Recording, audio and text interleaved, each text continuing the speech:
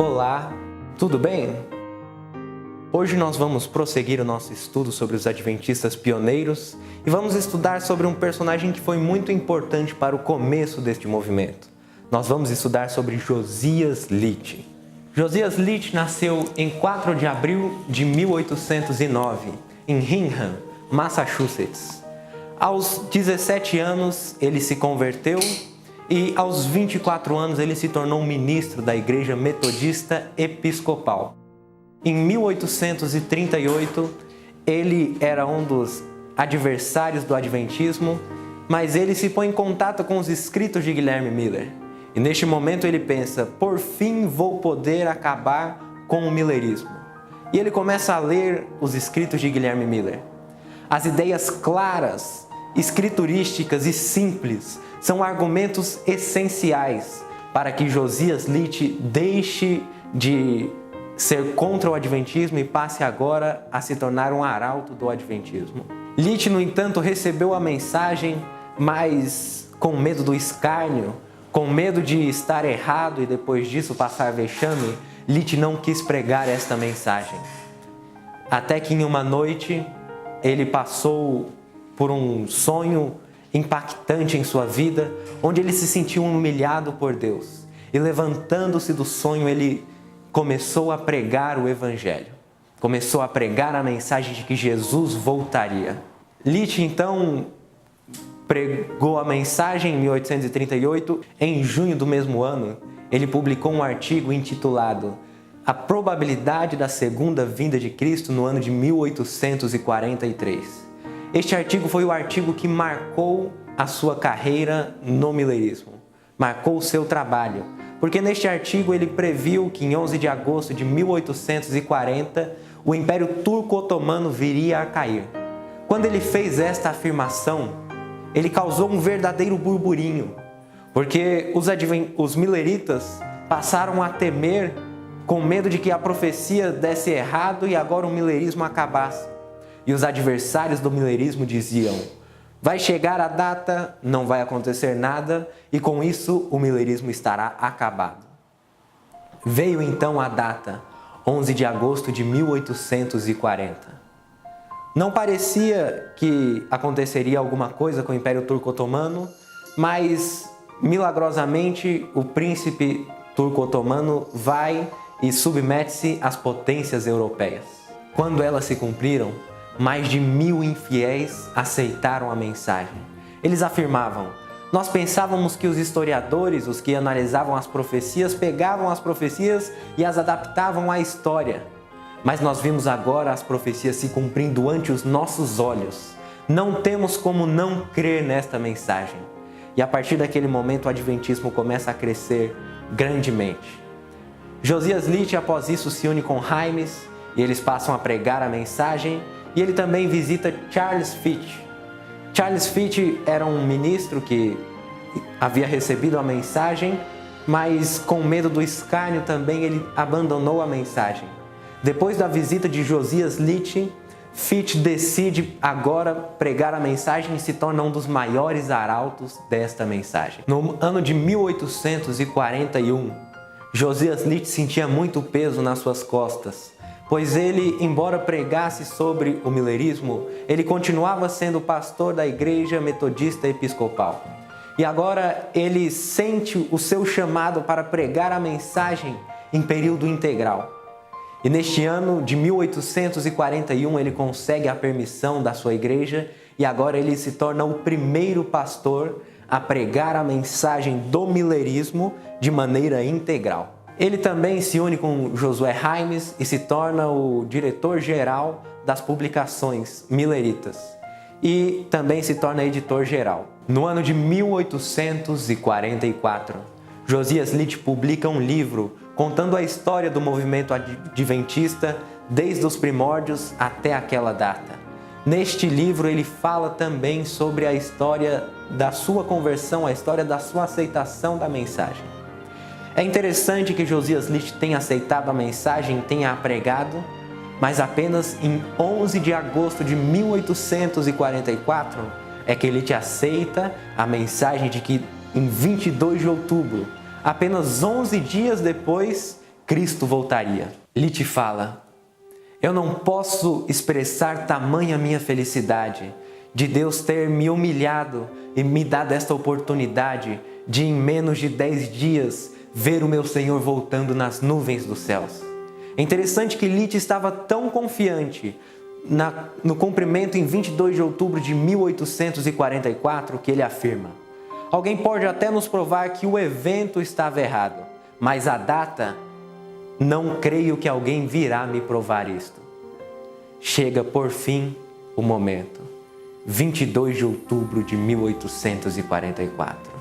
Lite espera e Jesus não volta. Passa-se um ano.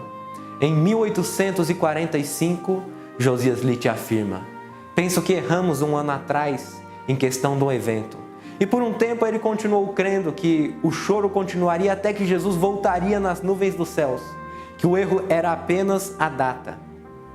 Mas passa-se o tempo e agora, no final de sua vida, Lite rejeita praticamente todas as suas crenças sobre o Apocalipse. Ele diz que a partir de Apocalipse 4, todo o cumprimento é futuro, ou seja, os eventos de 22 de outubro de 1844 eram um erro. E ele, agora desacreditado de tudo isso, morre em 1886, aos 77 anos. A Bíblia nos fala: aquele que está de pé, vigie para que não caia. Lite com certeza esperava com todas as suas forças a vinda de Cristo. Mas quando passou 22 de outubro, ele parou de vigiar. E agora começou a buscar outras explicações. Deixou de confiar na palavra de Deus. E como resultado, ele morreu descrente nesta tão maravilhosa mensagem que nós cremos. Agora eu quero falar com você um pouquinho sobre a obra de Lite, propriamente dita, no movimento adventista. Até 1838, Guilherme Miller pregava a mensagem, mas ele não conseguia muito efeito, porque os ministros que se uniam com ele se desanimavam. Então, em 1838, quando Josias Lite se une ao movimento, com o seu ânimo e a sua vontade, o seu fervor de pregar, o movimento novamente começa a crescer. Futuramente, quando Josué Raimes então se une ao movimento, por fim forma-se o que é chamada da Tríplice Liderança Informal, onde Guilherme Miller era o chefe e a cadeia principal da chave profética, Josué Raimes era responsável por impulsionar as publicações e Josias Lite era o responsável por pregar a mensagem e levar as publicações adiante. Nós podemos ver um exemplo dessa tão importante liderança de Josias Lite quando eles fizeram uma reunião em um lugar onde cabiam mais de 5.000 pessoas. E durante 2 semanas, aquele lugar ficou lotado com reuniões pela manhã e pela tarde, onde Guilherme Miller pregava e as pessoas vinham e tinham ainda que ficar de pé para ouvir a mensagem. Essa mensagem pregada em Filadélfia, Raimes falou posteriormente que atingiu Filadélfia desde o centro até o interior. Josias Lite também contribuiu com Raimes, formando as 9 instruções para os mileritas. Essas 9 instruções são muito interessantes e eu tenho certeza que se nós seguíssemos estas instruções conforme Lite e conforme os mileritas seguiam, com certeza Jesus Cristo já teria voltado. Entre essas 9 instruções, Lite fala do trabalho de 1 a 1, pregando para os amigos, para os parentes, para os vizinhos. Lite também fala de consagração, de reunião de oração, de reunião na própria casa para se consagrar e esperar este momento.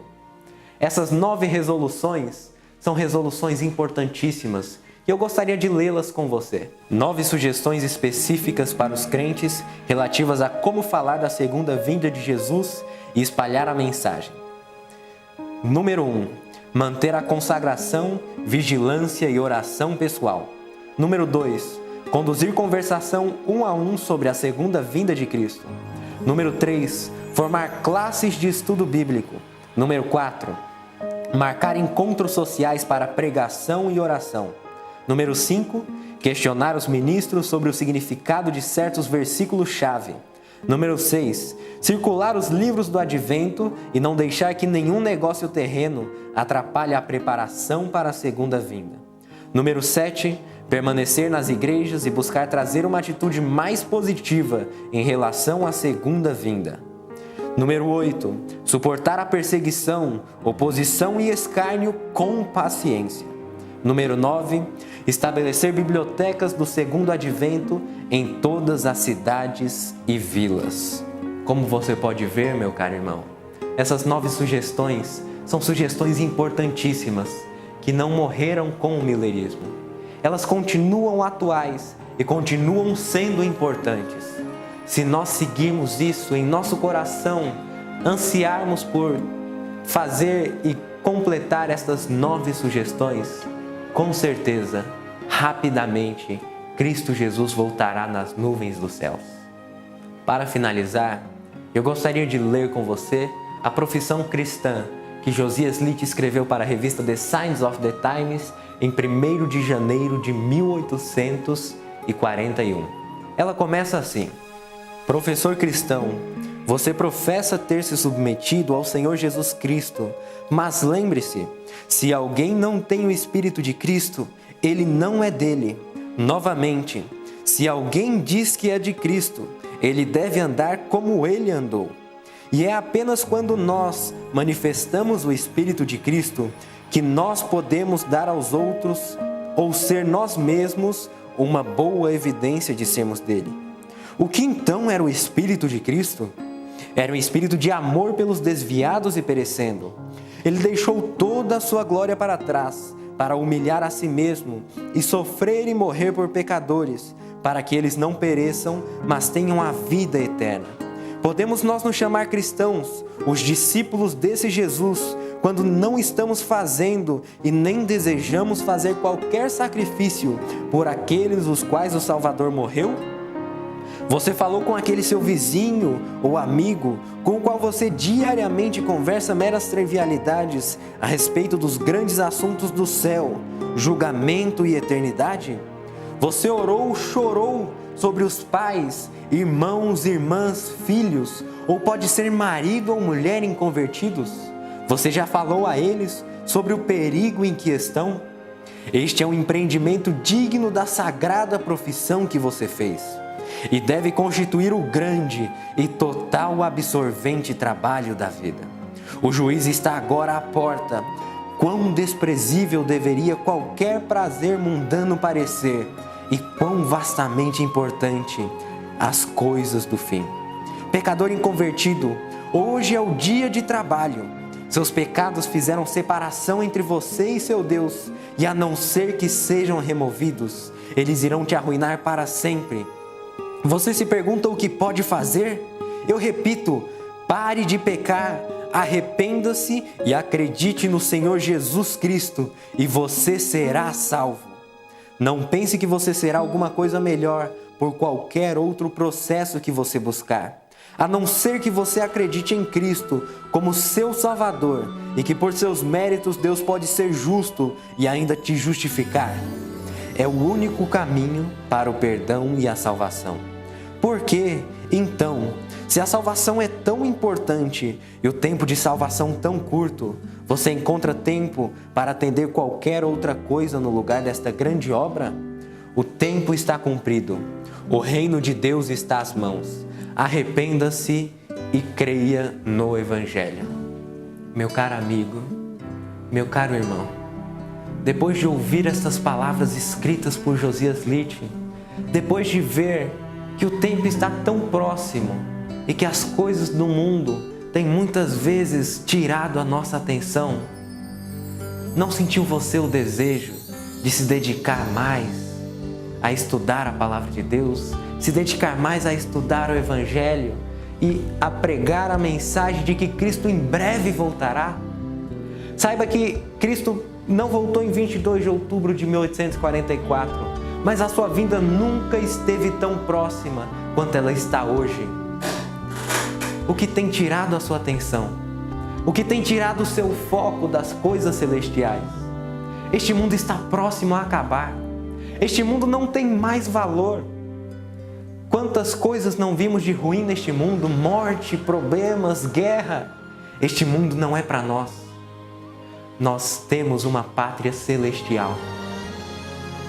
Passe a dedicar-se mais tempo a meditar nessa pátria. Esqueça as coisas do mundo. Tudo em breve vai passar. E Cristo voltará nas nuvens dos céus. Que nós possamos estar entre aqueles que vigiaram e oraram e esperaram e o aguardaram.